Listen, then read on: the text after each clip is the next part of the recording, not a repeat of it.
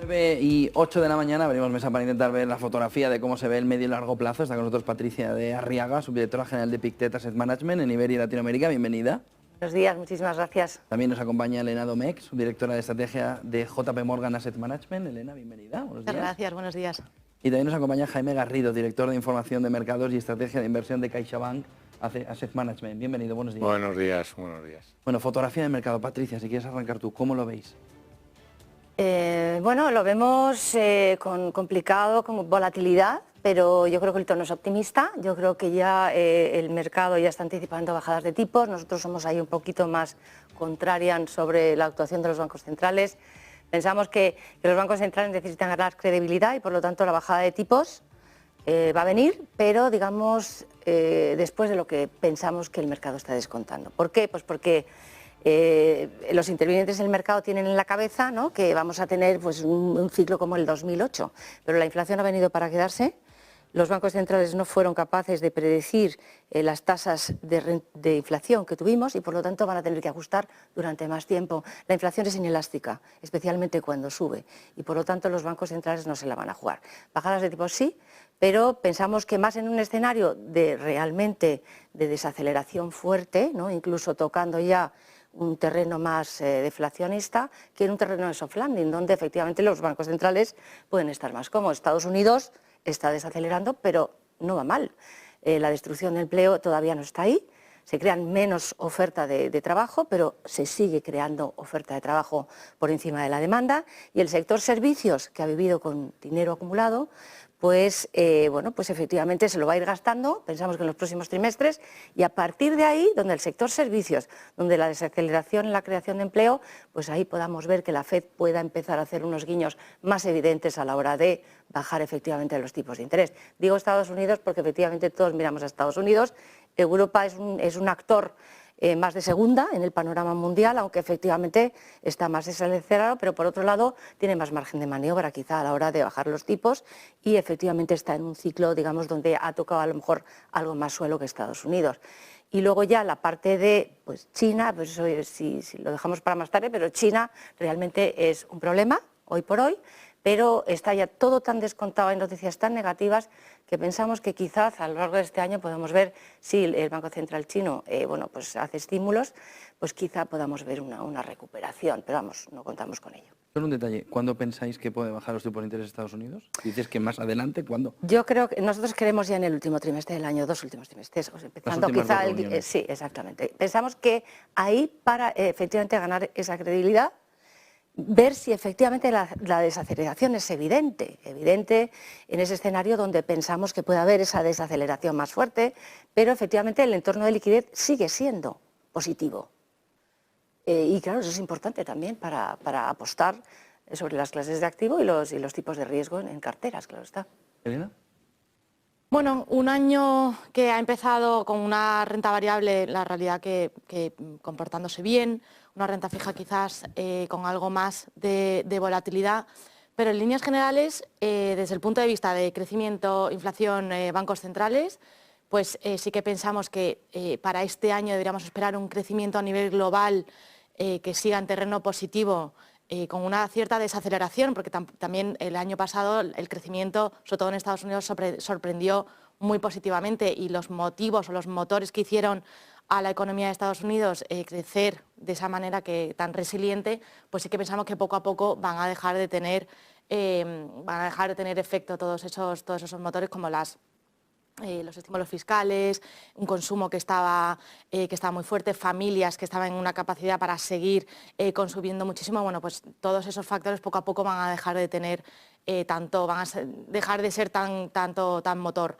Entonces, en líneas generales, un crecimiento que sea positivo, pero con cierta desaceleración. No esperamos una recesión en el corto o medio plazo. Desde el punto de vista de inflación, yo creo que sigue siendo, la inflación va por el buen camino, pero todavía quedan cosas por hacer. Yo creo que tampoco podemos dar la batalla por ganada. Yo creo que vamos a seguir esa tendencia de desaceleración de la inflación que va a continuar, pero todavía queda. Y yo creo que eso es un poco lo que mantiene a los bancos centrales alerta. octubre, noviembre del año pasado, que tuvimos buenos datos de inflación, vimos un cambio muy fuerte por parte de los bancos centrales en cuanto a política monetaria. En ese sentido sí que pensamos que quizás el mercado ha sido muy optimista. El mercado estaba descontando bajadas de tipos de interés tan pronto como en verano. Nosotros no pensamos, como decía Patricia, quizás que si hay bajadas de tipos de interés que sean más hacia la segunda mitad del año, de tercer trimestre, cuarto trimestre. Pero bueno, pues lo que está claro es que los bancos centrales han dejado claro que ya han terminado ese proceso de subida de tipos de interés y lo próximo que veremos son bajadas de tipo. Por lo tanto, bueno, esto presenta un entorno diferente que debemos considerar. Jaime. Pues nosotros, ahora mismo la fotografía del mercado, estamos en ese punto, que suena un poco absurdo, pues de cambio de política de ciclo de tipo de interés, ¿no? Lógicamente va a ser, el siguiente paso será la baja, ¿no? Y el punto importante aquí es no tanto el cuánto van a bajar ni el cuándo, sino el tiempo que tienen que estar los tipos donde están ahora mismo, ¿no? Que yo creo que nuestra expectativa es que puedan permanecer altos durante más tiempo porque la inflación no está todavía lejos de ese 2%, de los objetivos que tienen tanto la Reserva Federal como el Banco Central Europeo. Y todo esto está dando margen pues, a que la renta variable esté ahora mismo en máximo, rompiendo máximos históricos, como lo han hecho los mercados americanos, en términos generales, muy cerquita a los mercados europeos, con unos resultados ahora mismo, aunque no se ha publicado la mitad todavía, ni mucho menos, estamos cerca, pues no están siendo malos, yo creo que están bastante en línea con lo que se piensa. Una renta fija que sigue en modo, digamos, de consolidación del rally que han tenido noviembre y diciembre, que ha sido espectacular, aunque no arregló el año ni el año anterior, que hubo sustanciales pérdidas, pero la verdad es que ha aliviado bastante las carteras y están ahí, como lo vemos nosotros, en modo de consolidación. Y luego todo esto en un entorno donde la geopolítica pues, no ayuda, tampoco está empeorando mucho, porque si no los mercados no estarían donde estarían, pero sí es cierto que cada día más embrollada, ¿no? Por decirlo siendo generoso, ¿no? en el calificativo. En ese entorno, Elena, conocimos la semana pasada tanto PIB en Estados Unidos como deflactor del PIB como deflactor del consumo, jueves y viernes. ¿Qué mostraron los resultados? ¿Hasta qué punto está la resiliencia de la economía estadounidense? Y un anexo a todo eso, los datos que también empezamos a conocer de la emisión de deuda, que hoy queremos conocer las emisiones trimestrales, hasta qué punto también esa emisión de deuda está impulsando el crecimiento de la economía estadounidense. Pues un poco lo que te decía, desde el punto de vista de crecimiento en Estados Unidos hemos visto cómo la economía ha conseguido ser muy resiliente. Realmente hemos visto una menor sensibilidad a un entorno de condiciones financieras mucho más estrictas de lo que al principio pensábamos que íbamos a ver.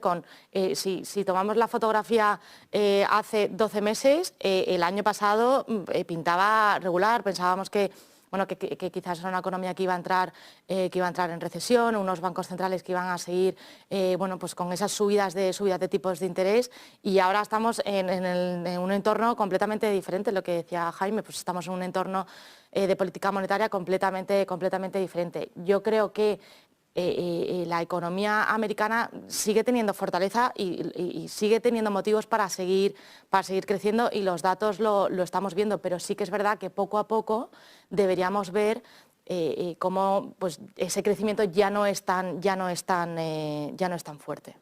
¿Hasta qué punto esa cantidad de deuda emitida está haciendo ese impulso al crecimiento de la economía estadounidense?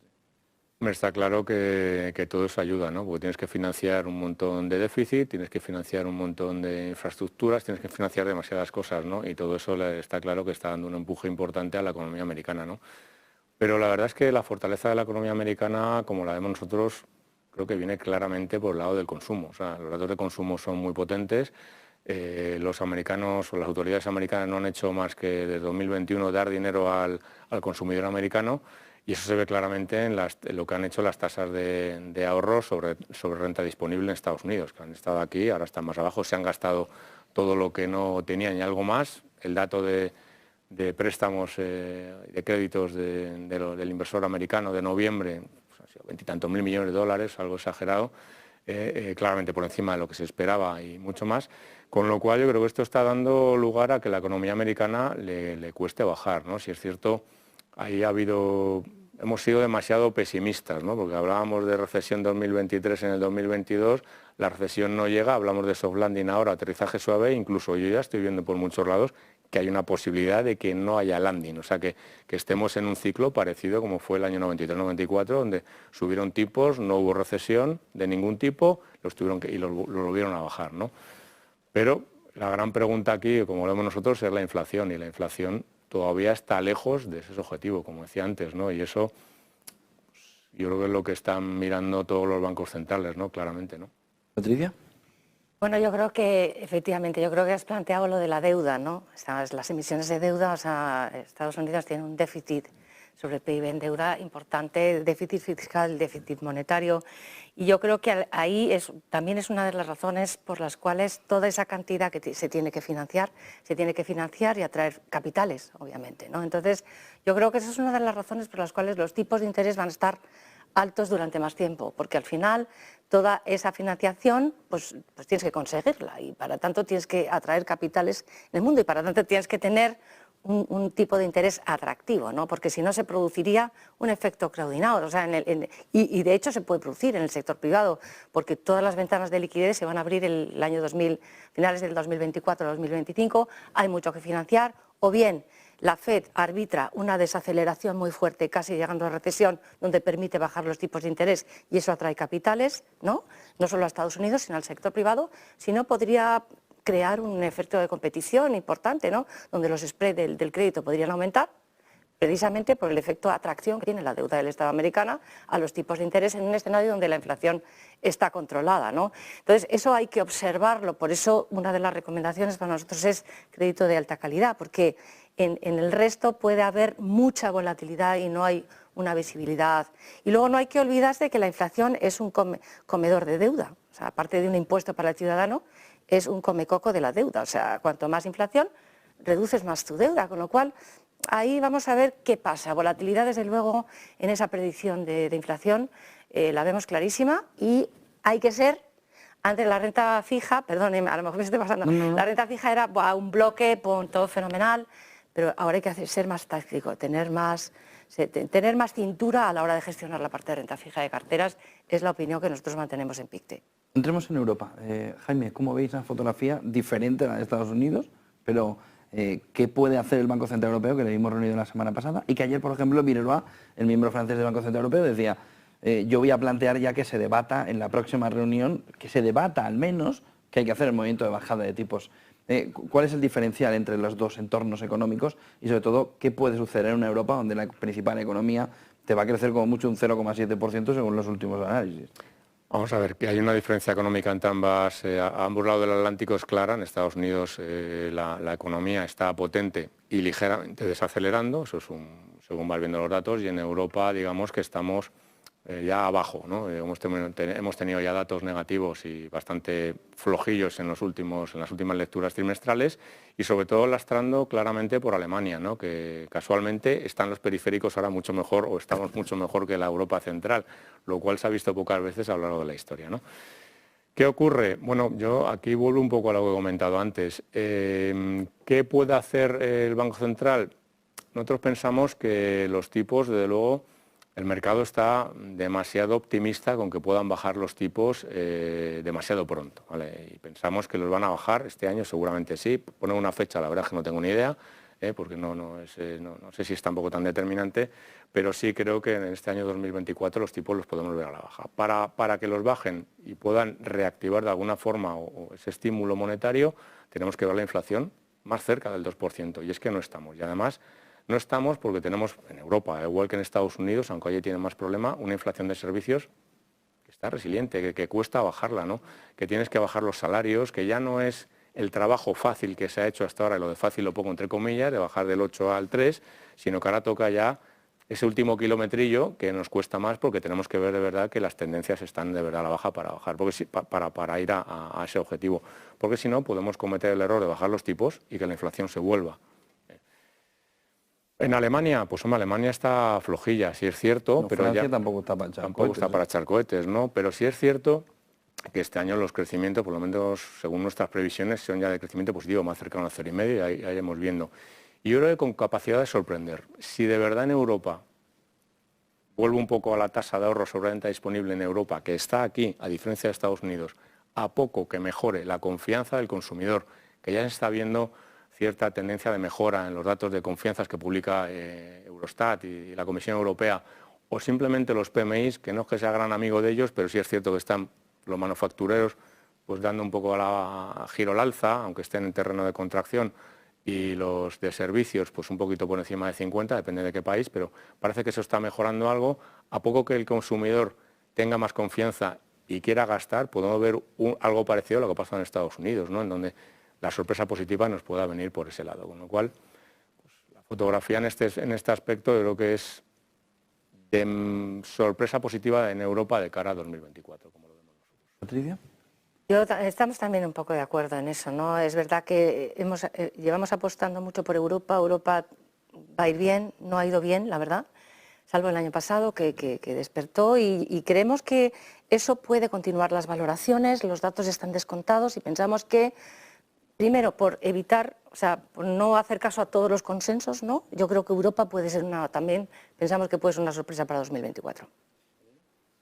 Es un poco ligado a lo que decían mis compañeros. Es verdad que estamos viendo cómo la actividad manufacturera en Europa es verdad que parece que puede estar tocando fondo, ha estado muy debilitada, pero parece que puede estar tocando fondo. Sí que es verdad que la parte más de consumo e inversión ha aguantado bien, pero en este entorno de una menor inflación, en un entorno de menor inflación que haya mayor renta disponible por parte de las familias y del consumidor, pues sí que vemos cómo el consumidor tiene la capacidad de impulsar ese crecimiento, y para este año sí que vemos que, bueno, pues que Europa podría repuntar. Sí.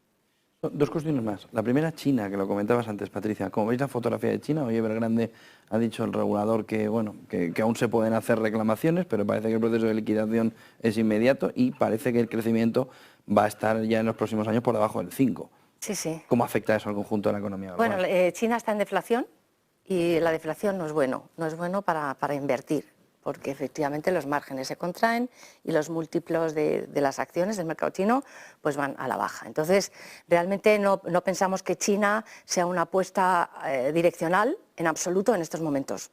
A nivel fundamental, necesitamos que el Banco Central chino apoye de forma más evidente. Parece que hay unas últimas normas que no están aprobadas oficialmente, que pueden suponer inyecciones de liquidez importante, especialmente para aliviar el endeudamiento del sector inmobiliario, ¿no? Que efectivamente están súper apalancados, pero ahí tiene un problema también. O sea, si lo sacas adelante, van a seguir siendo pues frutas podridas dentro de la economía, ¿no?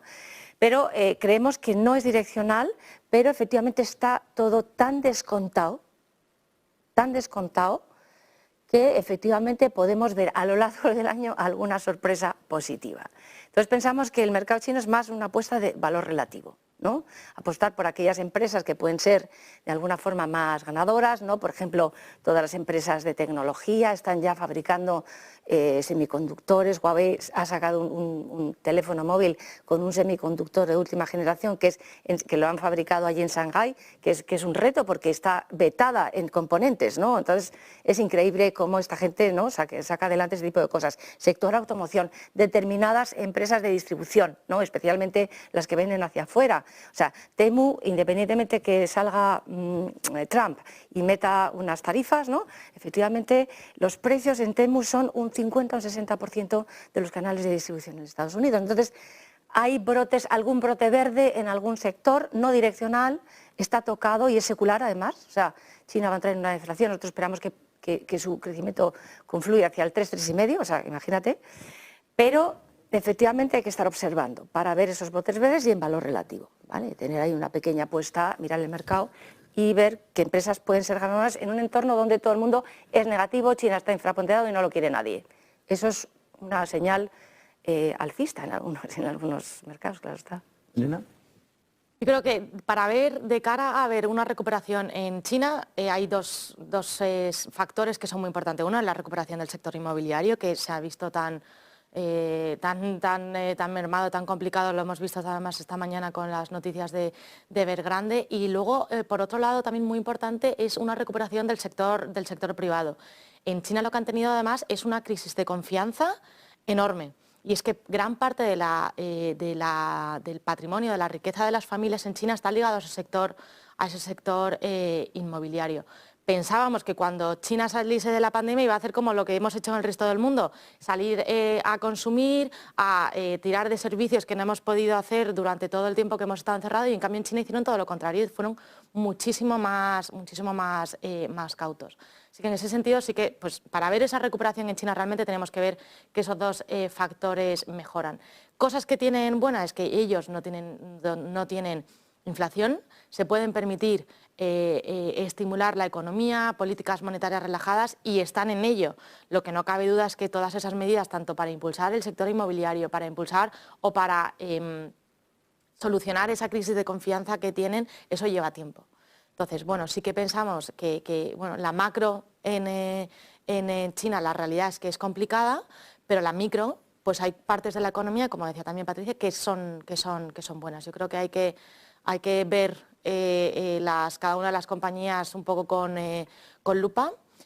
Nuestra visión en China es relativamente neutral, pero bueno, tiene cosas que hacer, pero sí que pensamos que a lo largo del tiempo deberían tener efecto todas esas medidas de estímulo que están llevando a cabo en la economía. Jaime.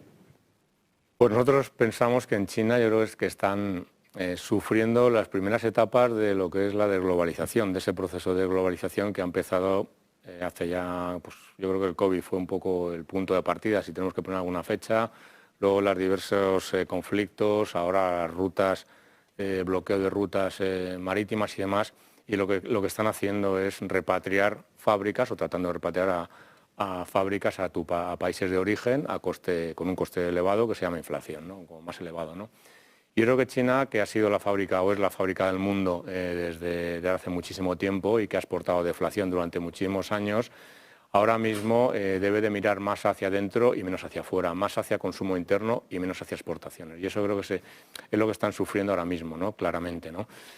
Sí es cierto también que aunque las medidas de política monetaria que están llevando a cabo, ratio de reservas a la baja, han bajado los tipos de intervención en diversas ocasiones, no están dando fruto. Yo creo que eso no es producto solo de China. Si se ve lo que ha pasado en otros países a lo largo de la historia de los últimos 20 años, la política monetaria no ha sido la panacea a la hora de bajar los tipos o a la hora de controlar la inflación, a lo mejor en las subidas, si uno se ve otros ciclos económicos, ¿vale? Yo creo que hace falta algo más de política fiscal, que es de verdad lo que ha hecho Europa, lo que ha hecho Estados Unidos y lo que deben de hacer ellos. Si uno se ve lo que ha hecho el balance del Banco Central chino, ¿no? Ves, a diferencia de otros bancos centrales, que no está más que subiendo su balance, y si eso ocurre y la economía no avanza, es que la transmisión hacia la economía real no se está produciendo, con lo cual eso significa que hace falta políticas nuevas o diferentes. Luego ves los datos chinos, dices, oiga, política, ventas al por menor, inversión en capital fijo, cualquier otro dato tampoco son tan dramáticos, o sea, son crecimientos, algunos de doble dígito. Lo que hace falta es que el consumidor tenga esa confianza para empezar a consumir y a ver datos muchísimo mejores. De hecho, el último dato de PIB sorprende que el consumo interno no sé si pasa un 3 y pico, hablo de memoria, sobre ese 5 y pico que subió la economía, ¿no? Hace falta más política fiscal, como decíamos, y más confianza. ¿Todo esto está en precio? Pues buena parte debería estar en precio. Por eso está la bolsa china donde está, que está todos los días haciendo mínimos, con unos ratios de cotización bastante irrisorios, casi 2 desviaciones típicas. Yo creo que hace falta ser revulsivo para que China esté presente en las carteras de una forma más contundente de la que está ahora seguramente. Una última cuestión, empezamos por Elena. Estrategia renta variable, renta fija en este entorno que es complicadillo, por decirlo, por dejarlo en un término sencillo. En el escenario que dibujamos, de un crecimiento que va a seguir en territorio positivo, una inflación que va a seguir esa tendencia a la baja y bancos centrales bajando tipos, nosotros ahora mismo en las carteras multiactivo estamos sobreponderados en renta variable frente a renta fija, una sobreponderación ligera, pero sí que es verdad que vemos que tanto la renta variable como la renta fija tiene motivos para hacerlo bien. Este entorno donde vamos a seguir viendo crecimiento, pues la renta variable debería hacerlo bien. Es verdad que hay diferencias regionales y sectoriales. De momento nos sigue gustando más Estados Unidos que Europa. Por el lado de la renta fija, bueno, lo llevamos ya desde el año pasado, ya lo veníamos diciendo, la renta fija está en unos niveles que no habíamos visto en muchísimo tiempo. Y la renta fija vuelve a cumplir en una cartera multiactivo las funciones que tiene que cumplir, que es un cupón y es diversificación en momentos de volatilidad. Y con los niveles de tires que estamos viendo ahora mismo, la renta fija de una cartera multiactivo puede volver a cumplir esas funciones. Dentro de renta fija, nos sigue gustando la renta fija de gobiernos, preferiblemente la del tesoro americano, y nos gusta más high yield que investment grade para los próximos meses. Jaime. Pues en este entorno que acabamos de describir de soft landing, que es con el escenario que estamos trabajando nosotros estamos constructivos en renta variable, ligeramente sobreponderados en términos generales.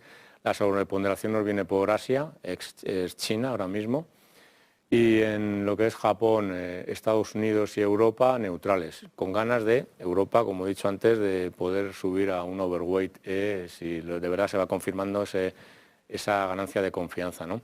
En renta fija estamos más presentes y con más confianza en lo que son los plazos cortos, tanto americanos como hasta el 2 años, tanto el americano como el europeo, y con algo más de cautela en los largos, por aquello de la inflación, que puede haber sorpresillas a lo largo del año, o bien que le cueste bajar más de lo que tiene el mercado puesto encima de la mesa, ¿no? Con lo cual, en ese aspecto, más en los cortos, como digo, que en los largos y ultralargos. En periferia nos gusta crédito de calidad, high yield dependiendo, yo creo que hay que hacer ahí un bond picking importante, no vale cualquier nombre, y luego ligeramente cautos también con el dólar, ¿no? por terminar. Pero vamos, constructivos en lo que es el año 2024 con todo lo que tenemos hoy encima de la mesa, ¿no? Y pensamos que puede ser, ya está siendo un buen año, porque decir, oye, las rentabilidades que llevan los índices pues está bastante buena, con lo cual es posible que tengamos un año positivo. Dios quiera. Patricia. Bueno, yo poco más que añadir. También, obviamente, en correlación normalizada, pues la renta fija y la renta variable son contribuidores de retorno en carteras. También estamos más cerca de los plazos cortos, máximo duración 5 en bonos americanos. Pensamos que al estar la curva plana es donde quizá más impacto puede tener la revalorización a la hora. Luego una gestión muy táctica con la renta fija, no vale todo ni me voy a quedar aquí, sino observar el mercado y luego dar a las carteras también protección, tanto en renta fija como renta variable. Una visión más negativa de la inflación puede hacerte subir, yo sé, 25 o 30 puntos básicos la TIR, y eso te funde la rentabilidad. Y en la renta variable, pues acciones de calidad, obviamente, un poco para, bueno, pues para defender empresas menos apalancadas, con crecimiento orgánico, y donde vemos más claro ese foco de calidad, lo vamos a ver pues por ejemplo, en el mercado suizo, por ejemplo, ¿no? En Reino Unido incluso, que no hemos mencionado, que efectivamente está en problema, pero también está muy barato ese mercado. Y luego, como apuesta así un poco más satélite, Japón, donde vemos dinámicas distintas, han acumulado millones de liquidez, y en un entorno de inflación la liquidez es tirar el dinero por la ventana. Y los chinos, no solo apoyados por el gobierno, sino los japoneses, estoy con China en la cabeza. Los japoneses van a empezar a invertir en su propio mercado, y efectivamente eso va a traer también capitales del exterior, donde hemos visto un comportamiento estupendo el año pasado, y pensamos que Japón entra en una nueva era, al menos en los próximos 12 meses, porque eso ocurre cada 10, o sea que toca este año también bueno. Pues muchísimas gracias, Patricia, Elena, Jaime, por acompañarnos. Buena semana, buen negocio. Gracias a vosotros. A ti. 9:37, pequeña pausa y seguimos avanzando en esta jornada. Enseguida estará con nosotros también